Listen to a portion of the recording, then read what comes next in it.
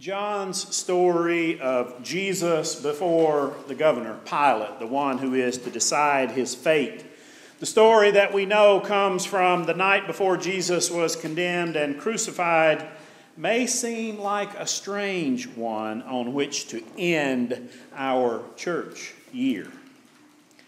That's right.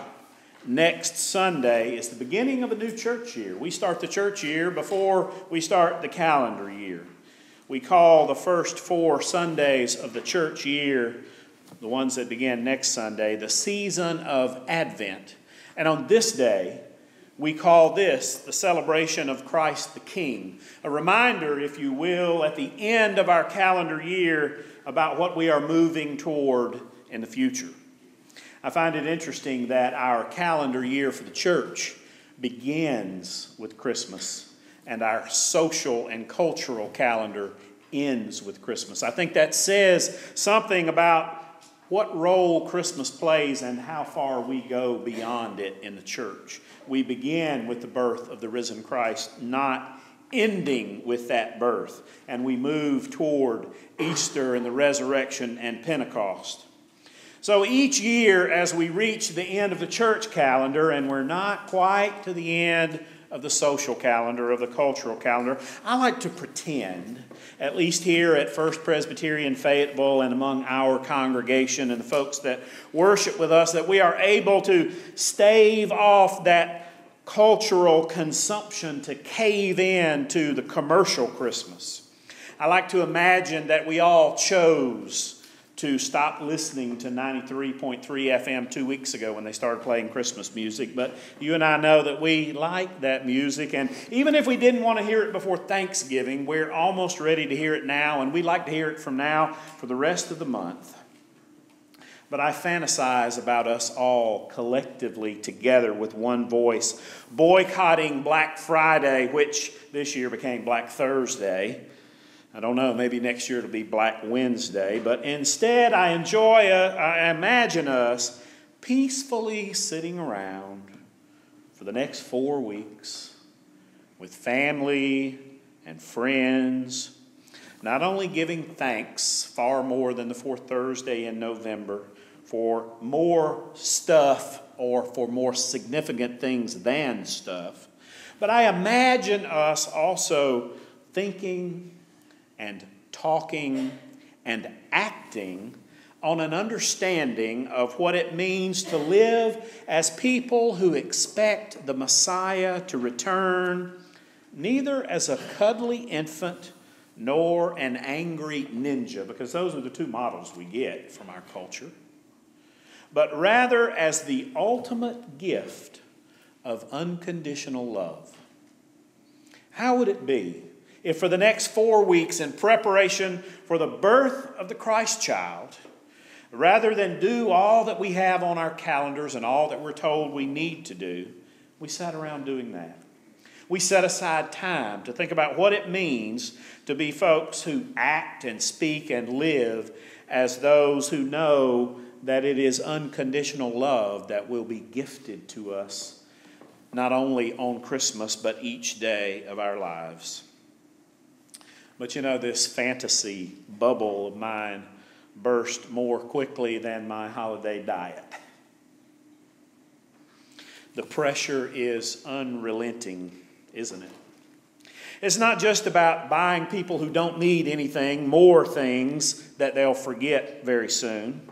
It's also about upgrading everything from your home to your decorations to your calendar and even your guest list. It's the December to Remember event, and it's every kiss begins with K, and it's more saving, more doing. That's the Home Depot. You don't even need to watch TV. I'll tell you all that stuff. It's diamonds and watches. I hadn't quite figured out what watches have to do with Christmas, but every year we're told we need a new watch, the Citizens Eco or whatever it is.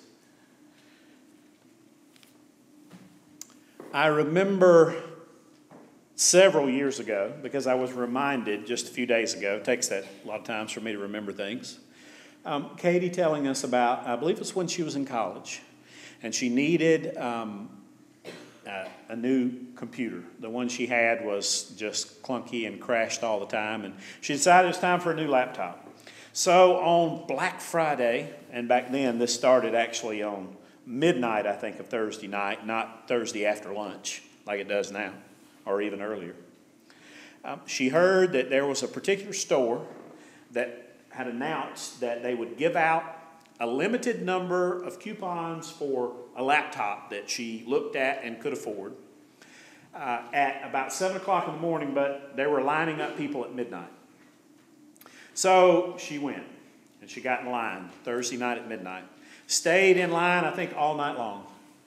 And right before 7 o'clock, when they were coming out to give out the coupons so that you could purchase the laptop, she said this woman came out of the parking lot, freshly made up, well-dressed, looked like she had a cup of coffee and just gotten up, stepped in line in front of her with the guy that was in front of her, and when they handed out the coupons for the laptops, both she and her husband took one, and they took the 9th and the 10th one, and there were no more after that.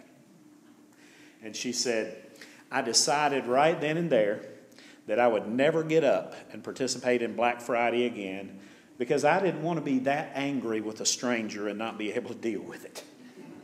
Well, that's kind of the way it goes sometimes.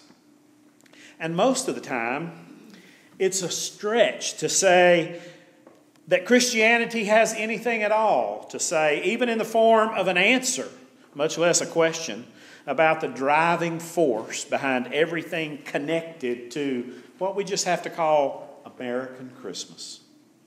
The church, like all good patriotic citizens, is expected to fall in line and promote a year-end frenzy of buying, going, and doing, so we can support the capitalist god of consumerism. That's why it's Black Thursday, right? They go in the black that day.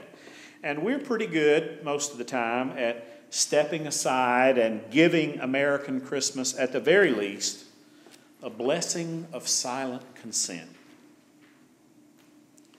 I don't know about you, but I don't like the direction that this sermon is heading, so it sounds like we're heading toward either a call to isolationism at best, where we're going to hide out somewhere for December so we don't get tainted by all this, or a massive dose of guilt at worst for participating. So let's just stop that merry-go-round right now, because I'm not getting off at either one of those stops today, and you're not leaving with that. Let's go back to the story. Back to the story of Pilate, the governor, who has been pulled into the trial and eventual crucifixion of Jesus by the religious leaders of the day. It's interesting that we use this scripture almost every year from one of the Gospels, probably use it every year, as part of the celebration of Christ the King. But it's more than Pilate's cross-examination of Jesus, where he asked him, "Are you a king?" We could always throw that in there and say, oh yeah, this is about Christ the King. But it's more than that, because it's more than about Pilate trying to determine whether Jesus is truly a threat to the Roman Empire or merely another religious nuisance, because that's what Pilate's trying to figure out.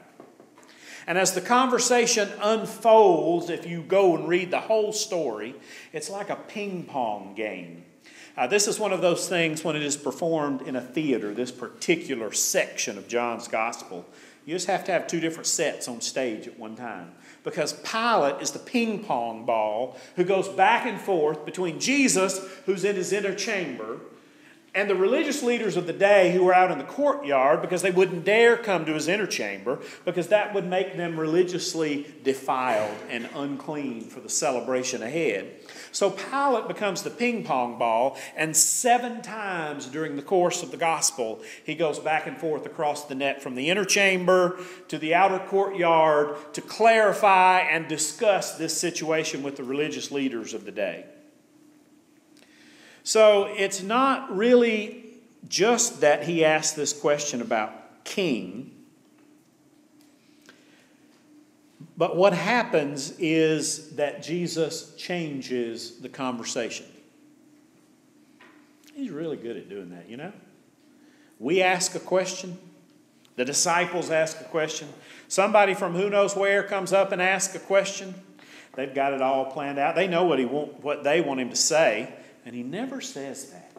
He never answers like we want him to answer because he goes behind our question.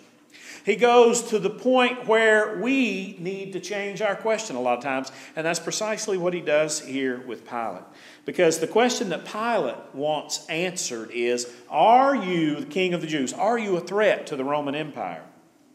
But Jesus wants Pilate to ask and find the answer to another question, and that is, what is truth? And in the very next verses, Pilate actually asked that question of Jesus because Jesus opens it up with that. Pilate's volley back and forth between Jesus and the religious leaders of the day sort of depicts his actual response to this question of truth because he wavers. He goes back and forth. He knows what is right, but he also knows what is easy, what is politically expedient, and he's torn between the two, at least briefly.